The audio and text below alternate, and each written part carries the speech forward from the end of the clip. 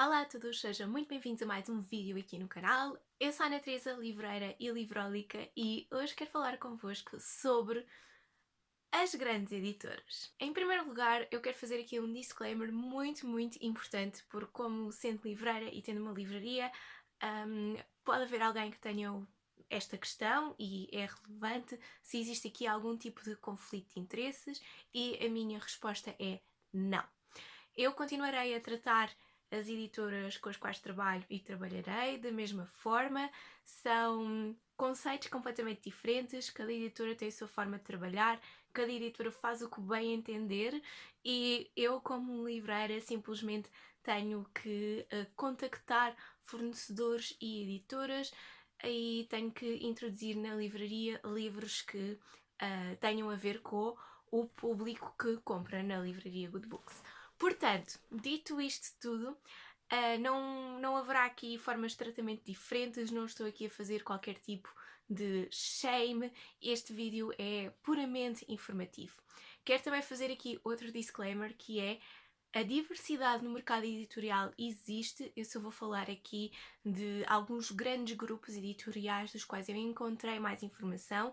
É informação que está disponibilizada na internet, vocês simplesmente têm que demorar 2 horas e meia a procurar, a investigar, a ir a links e sublinks e isso tudo, porque está tudo na internet, e o que não estiver vocês também podem perguntar a editoras, distribuidoras, etc. Aqui, basicamente, em vez de passar 2 horas e meia no YouTube, eu passei 2 horas e meia a informar-me, e então gostaria de partilhar convosco esta informação. Mais uma vez, a diversidade existe no mercado editorial. O tecido do mercado editorial não é feito única e exclusivamente das grandes editoras que têm os seus stands nas feiras do livro, ok? Existem livrarias independentes, existem vanity press, existem edições de autor e, portanto, existe um mercado alternativo. Não é só feira do livro, não é só grandes livrarias, existe realmente muita diversidade no mercado editorial português, tendo em conta a dimensão que ele tem. Dito isto, eu só falarei de 3 grandes grupos editoriais, que há uns que já têm uma presença mais estipulada, há um outro grupo editorial que é um bocadinho mais recente, mas, mais uma vez, existem várias editoras, existem vários grupos editoriais. Mais uma vez, eu falarei aqui simplesmente de 3 grandes grupos editoriais, dos quais eu encontrei mais informação. É claro que existem outros grupos editoriais, é claro que existem outras editoras, e é importante ter isto em atenção. Se tiverem alguma dúvida, podem deixar aqui em baixo nos comentários ou contactar-me pelo Instagram, sabem que eu estou sempre disponível para responder às vossas perguntas, e então vamos a isso. Em primeiro lugar, eu gostaria de começar pela Bertrand. Como sabem, a Bertrand existiu oficialmente em 1732 e foi só entre 1740 e 1747 que os irmãos Bertrand entraram para o tecido da Bertrand. Saltando agora vários séculos depois, estamos em 2006 e o grupo do Círculo de Leitores compra a Bertrand, criando então o Direct Media Group em 2007. No ano seguinte, em 2008, o Direct Group compra a Pergaminho Editora. E em 2010, a Porto Editora compra o Direct Group, criando então o Grupo Bertrand Círculo. Aqui é importante ter esta referência porque, sendo assim, a Porto Editora não só tem o Círculo de Leitores, como também tem a Bertrand e todas as suas chancelas, mas também fica com a distribuidora Bertrand.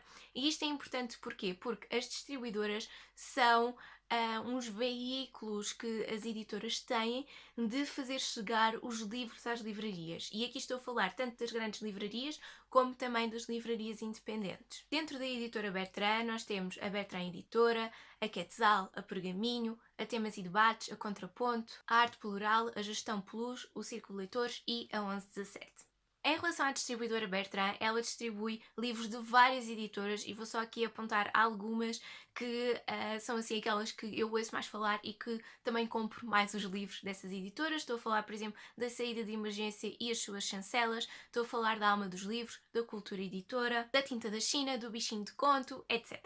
Em relação à Porta Editora, ela foi fundada em 1944 por Vasco Teixeira e seus amigos barra colegas. Ao longo dos anos a Porta Editora foi evoluindo, comprou a Bertrand em 2010. A Porta Editora também tem muita representação nos países de língua oficial portuguesa e dentro do seu grupo editorial ela tem várias chancelas, entre as quais a Porta Editora, a Ariel Editores, a Raiz Editora, a Ciro e Alvi, Livros do Brasil, Sextante, Cool Books, Ideias de Ler, Albatroz, 5 Sentidos, e depois também inclui, claro, a escola virtual, a WUC, a Infopédia. Isto significa que quando vocês estão a comprar na WUC é a mesma coisa que vocês estarem a comprar na Bertrand. É importante terem atenção isto porque 3 das grandes livrarias online, e estou a falar aqui FNAC, Bertrand, WUC, 2 delas, portanto, pertencem à Porta Editora, que é a Bertrand e a WUC. E vocês conseguem comprovar isto vendo o vosso extrato bancário, vendo qual é a referência multibanco que vos dão.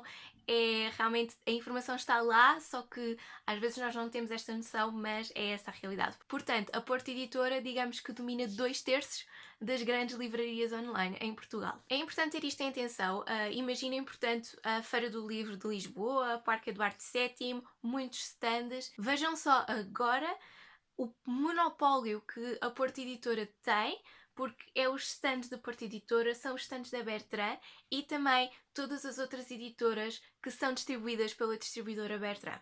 Apesar de realmente existir aqui uma espécie de separação, portanto, a nível mais de gestão de cada editora, no fundo, quem está mesmo lá em cima é a Porta Editora. Vamos então falar agora de outro grande grupo editorial que é a Leia. A Leia foi fundada em 2008 e ela tem imensas chancelas, como por exemplo a Asa, a Bis, a Caminho, a Casa das Letras, a Dom Quixote, a Gai Livro, a Leia, a Lua de Papel, a Oficina de Livro, a Quinta Essência, a Sebenta, a Teorema e a Texto. A Leia também tem outra questão bastante pertinente, que é, ela também tem livrarias. E aqui é interessante porque eu realmente encontrei informação e eles dizem que têm estas livrarias em regime de parceria, mas não explicitam qual é o regime de parceria. E aqui é importante se calhar explicar um bocadinho o meu raciocínio, porque todas as livrarias têm uma parceria com editoras, ou então não têm os seus livros expostos.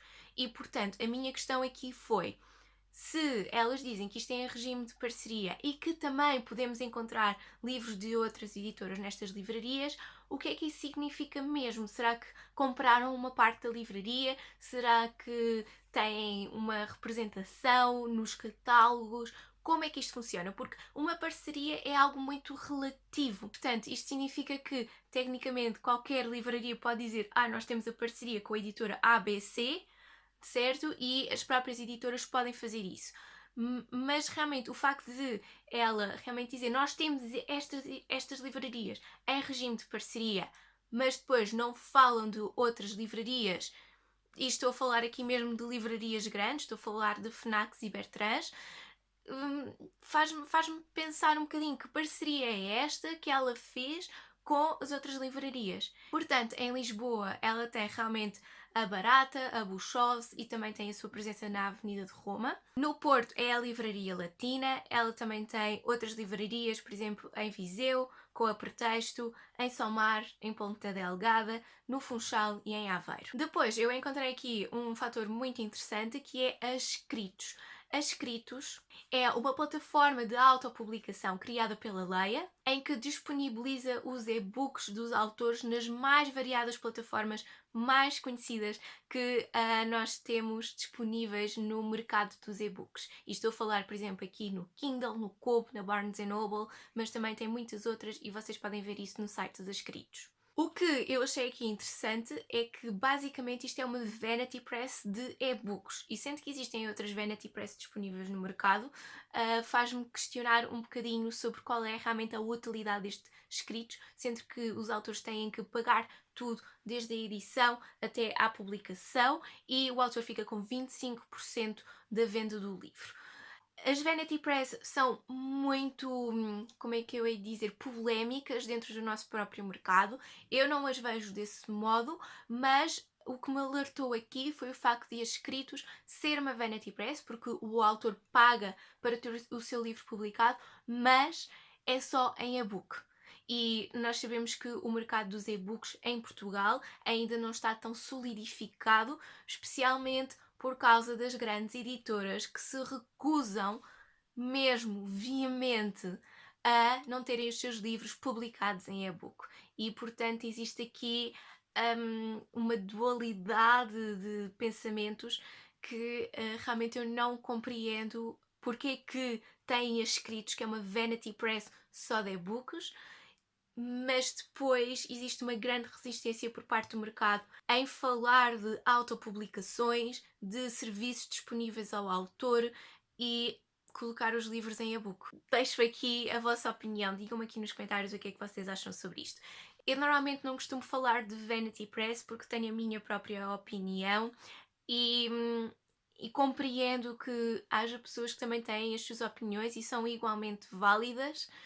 Talvez noutro vídeo eu fale da minha opinião sobre os Vanity Press, mas queria falar também sobre esta oportunidade porque pessoalmente eu não conhecia a escritos e foi algo que veio ao meu encontro tendo em conta esta pesquisa. O próximo e último grupo editorial que vou falar é a Penguin Random House. E agora vocês podem se perguntar, mas Ana, a Penguin Random House não está em Portugal.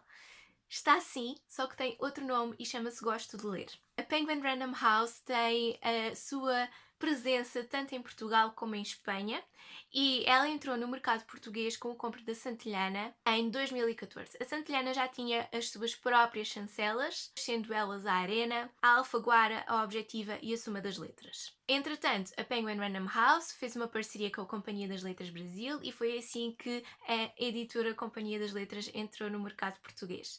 Além disso, já adicionou 2 chancelas, a Nuvem de Letras e a Nuvem de Tinta. De momento, este grande grupo editorial tem uma presença mais forte no mercado brasileiro do que em Portugal, mas é claro que é um grande grupo editorial e é claro que vai crescer. Eu fico então por aqui, espero que tenham gostado. Mais uma vez, vejam o disclaimer, isto foi realmente uma pesquisa, foram 2 horas e meia que eu passei de frente para o computador a pesquisar. Este vídeo é puramente informativo e não vai influenciar de maneira alguma a maneira como eu na livraria Good Books interajo com as editoras. Espero que este vídeo vos tenha ajudado a compreenderem um bocadinho sobre o mercado editorial e os grandes grupos editoriais que estão presentes em Portugal. Façam as vossas próprias pesquisas, informem-se também sobre que outras maneiras é que o mercado editorial está a dar a volta a esta crise literária. Não se esqueçam de subscrever o canal e de ativar o sininho para receberem notificações sempre que há novo vídeo. Não se esqueçam de seguir no Instagram @os livros da Ana Teresa e então vemo-nos no próximo vídeo. Adeus!